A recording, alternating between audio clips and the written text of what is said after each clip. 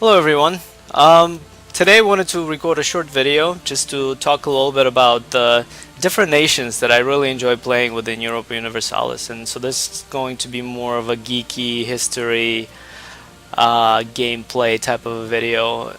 So ever since I started playing this game, and I've been playing it for a couple of years now, there have been certain nations that I constantly play over and over again with, and especially as new expansions come out and new gameplay comes in, I really enjoy pretty much starting over with those countries and playing through. I'm not the type of person who plays all the way to the end to the 19th century, but most of the time. But sometimes I do. But in general, let me start with my main one. So two of my most favorite nations to play are Savoy and Burgundy. So I'll start with Savoy. I think Savoy is a very interesting country to play, as it's a decent sized country. Actually, I think they have now even more provinces. It's one, two, three, four, five, six provinces plus the little Montferrat vassal that they now carved out of the last expansion. So it's a member of the Holy Roman Empire. So it that kind of gives it the opportunity to A, be protected by the Holy Roman Emperor, B, to expand into the Holy Roman Empire. It is a country that has different type of cultures in it, and I think they actually changed it around a little bit. And I'm going to actually start the game.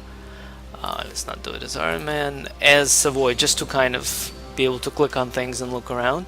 But so I think before, in the past, your northern provinces, I think were Burgundian.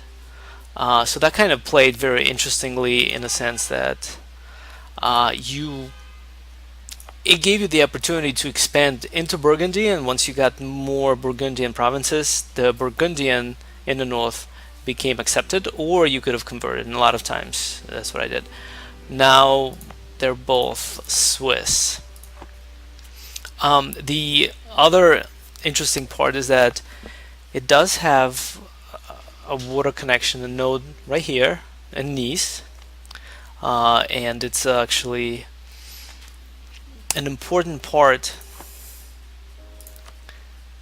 of this trade node. And now actually this trade node is even better because now it's the end node. Even before, when it was just a pass-through node, it was still pretty important and pretty powerful. Now it's an end node, which is even better. So you have access to the sea, so therefore you can expand to all of these items, to all of these different countries that are touching you by the sea. You have Italian culture, and now they actually even separate some of these countries. Before, I think it was more uniform Lombard. Now it's actually Piedmontese, but nonetheless, your main culture is Italian, and historically, technically, the Sardinia Piedmont was the country that later unified Italy, or rather the family, the royal family became the royal family of Italy. So therefore, that's one of the options you can do, is unifying Italy. You can become the Holy Roman Emperor very easily. Some of your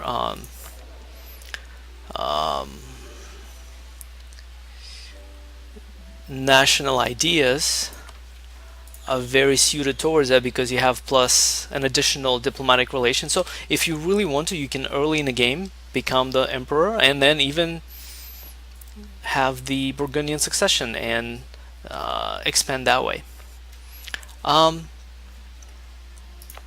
Finally, the other way to expand obviously is the first choice is Provence, and that's one of the first areas that I go after. In the past, Provence used to be just one province down here, and so it was a little easier to take. Now it's two, but that's an obvious choice simply because this is such a rich trade node right here. And then of course France. So France is your biggest rival and biggest friend. You can ally them at first, and they can be a great ally in your first wars, and then later they will, as you grow, they will probably dislike you and even rival you, because at some point I believe even France has one of the missions to take over or vassalize Savoy. So you kind of have that, you know, frenemy relationship with France, which is very interesting. And then once again, you have the opportunity to expand in any direction, and really you can, depending on who you pick to be your ally. And obviously also very easy game to play as a trade.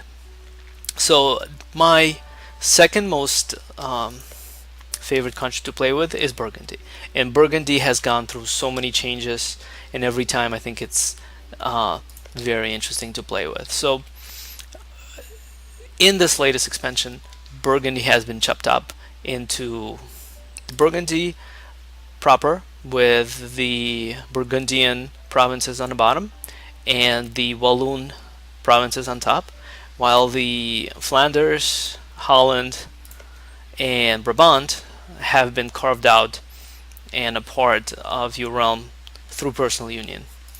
On top of it, Nevers is now a vassal. So it's kind of a different play in the sense that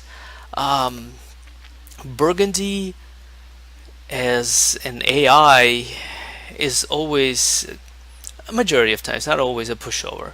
Simply, especially in the past, it's always kind of big war that triggers the Burgundian succession, and it's split between France and Austria, and once in a blue moon, somebody else. And so it doesn't really survive too much. I think this kind of carve out into the sub countries was actually very interesting, because since the last expansion, and we're talking about the common sense, the Burgundy doesn't disappear as often or as quick as before. So I've actually been playing once, I think, out of Europe. I think I was playing was somewhere in Africa, and I saw Burgundy actually growing and taking over France. So in that sense, it's a great country to play with, because it's mid-sized. It's actually not even mid-sized. It's decently sized, and now all of your vassals give you even more flexibility, because they give you additional troops. They have the troops themselves, and they give you manpower. You can also siphon money out of them. So yes, it really sinks your diplomatic powers, but I'm usually playing above my diplo max anyways, so for me it's okay. In either case, a very, very cool country to play, and obviously in the past, one of the two ways to expand was into France. The Holy Roman Empire is always a bit of a challenge, simply because you're going against the emperor.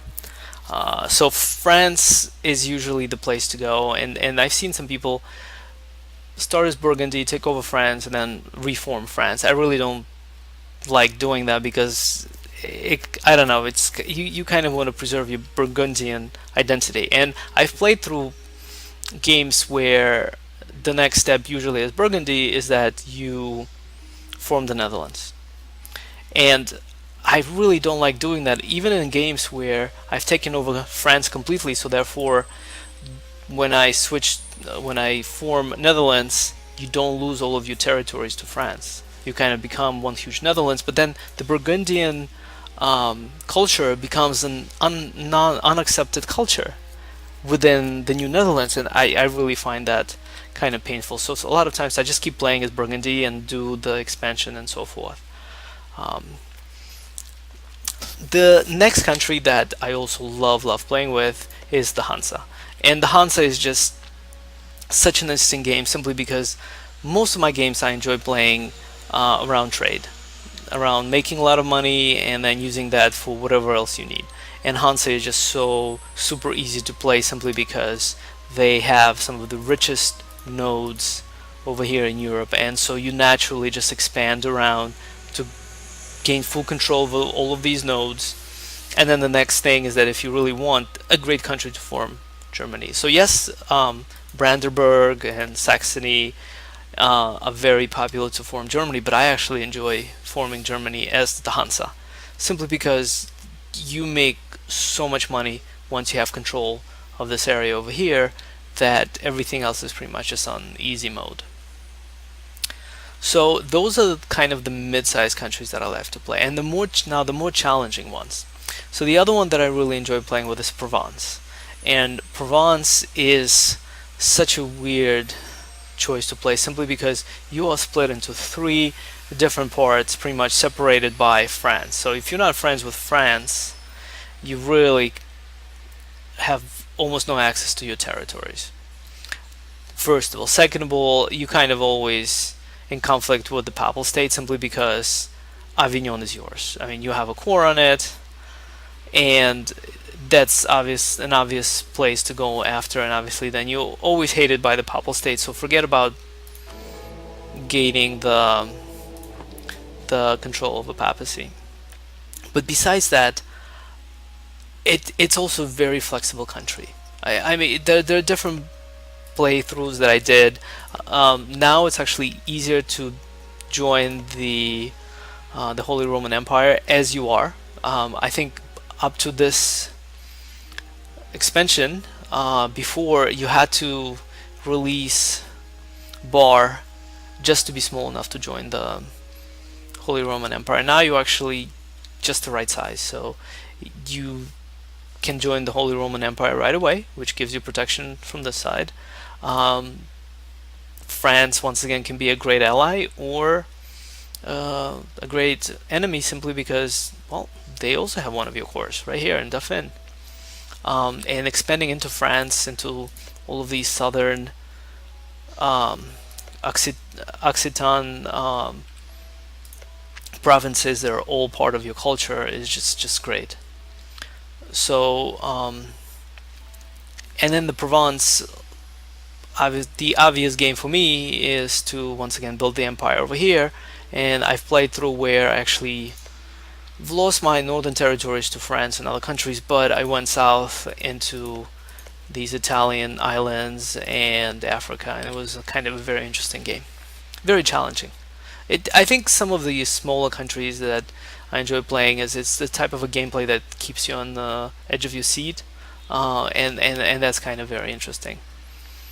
And then finally, my last very favorite place to play is in the Netherlands area, in the low counties countries. So whether doing the achievement for starring as one of the Dutch miners, these three over here, and playing through and forming the Netherlands. Obviously, I formed Netherlands as the Burgundy, which is kind of the easier game. But lately, also now that you have the Holland, the Flanders, and the Brabant released, it's actually also easier just to start as one of these now, and then break away from Burgundy and form Netherlands. And that's kind of one of the last games that I've been playing recently. That's what I did. But very interesting game, and simply, I think the other piece that's really cool about this game is just the history it teaches you. So, you know, here's Provence and France, and they both share the same dynasty, and so as Provence, you're now trying to prove to the bigger France you're the cool guy. As Burgundy, I think Burgundy is such an interesting country where you have these completely two separate regions that are ruled by the same family. And Burgundian dynasty died out over here and was divided between France and Austria, but at the same time, at some point in the past, and actually you can see this in the other game, the Crusader Kings, where Burgundians actually have their dynasty rule in this area. So it's kind of like you change the history. The Burgundians don't die and don't lose their Burgundians in low counties, but keep them and actually become the major superpower. And I think it's really also interesting to play as more of a smaller country with your dynasty, and then put your dynasty on some of these larger nations. So these are the countries that I love to play. I've learned so much history by researching and some of these smaller items in some of these smaller regions. Um, Even playing as Germany, as one of the German miners and forming Germany, you learn so much history and culture about some of these areas, where before it was just, right now you think of it as all as one big Germany, where in the past there was so many of these cool little countries with their own little cultures and so forth. So those are the countries that I like to play the most, and as I said, I keep playing them over and over again, and then hopefully I will play with them at some point and post it on YouTube, and you can enjoy them with me. All right, so thank you, and I'll talk to you soon.